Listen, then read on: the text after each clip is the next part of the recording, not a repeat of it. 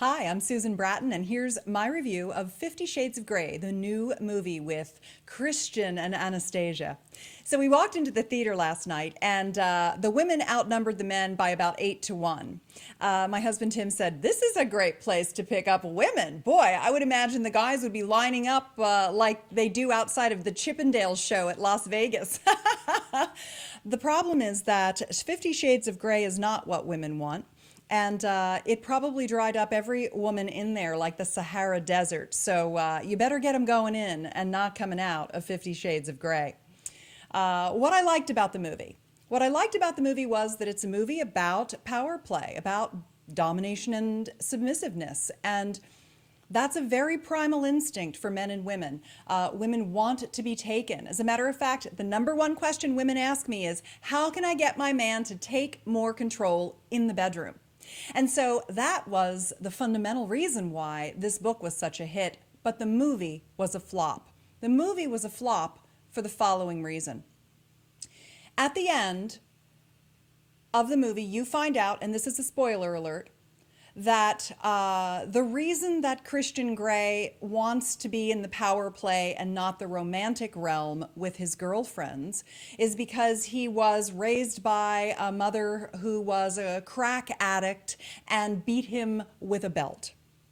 And so now the only way he can get off is to beat his girlfriends with a belt.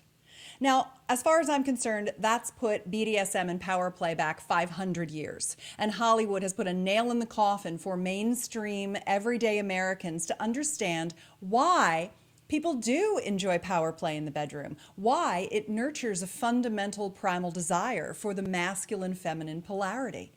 So, women do not want what is portrayed in this movie. There are a lot of really good things about a dominant, submissive relationship.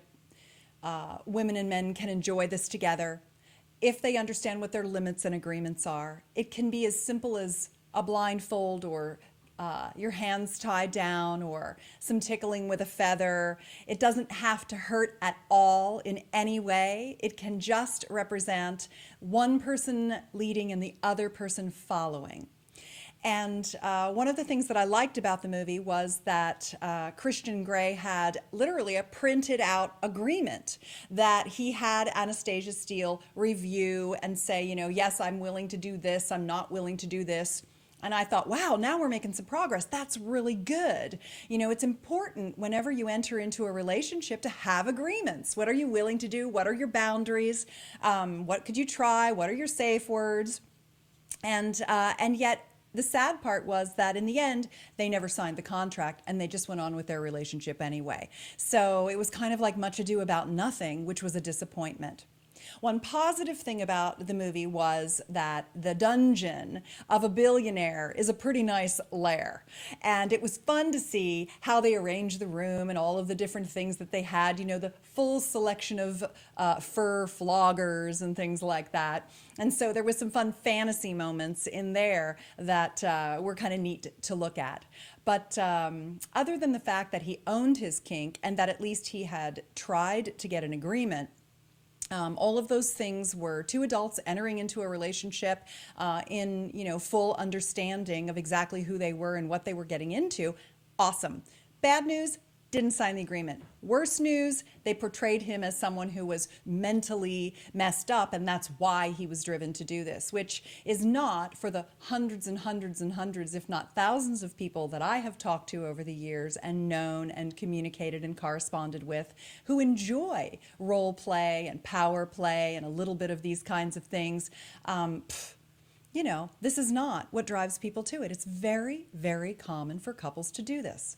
So I can't tell you that you're going to find out how or what a woman wants by watching 50 Shades of Grey. I can tell you that you'll find out what they don't want. Women left that movie very disappointed. What they want is a man to awaken them sexually. They want to feel passionately desired. And so I actually would encourage you to look at the link below. I'd put together just a short little, I don't know, movie. I call it a lingerie parade.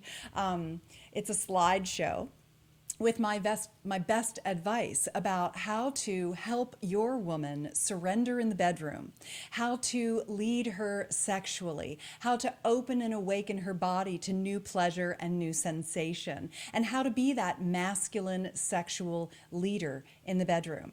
So I hope you'll enjoy that movie if you don't get out to see 50 Shades of Grey. And thank you so much. I always appreciate connecting with you, and I'd love you to post a comment below with whatever your thoughts are. Have a great day, and I hope you play with some power today.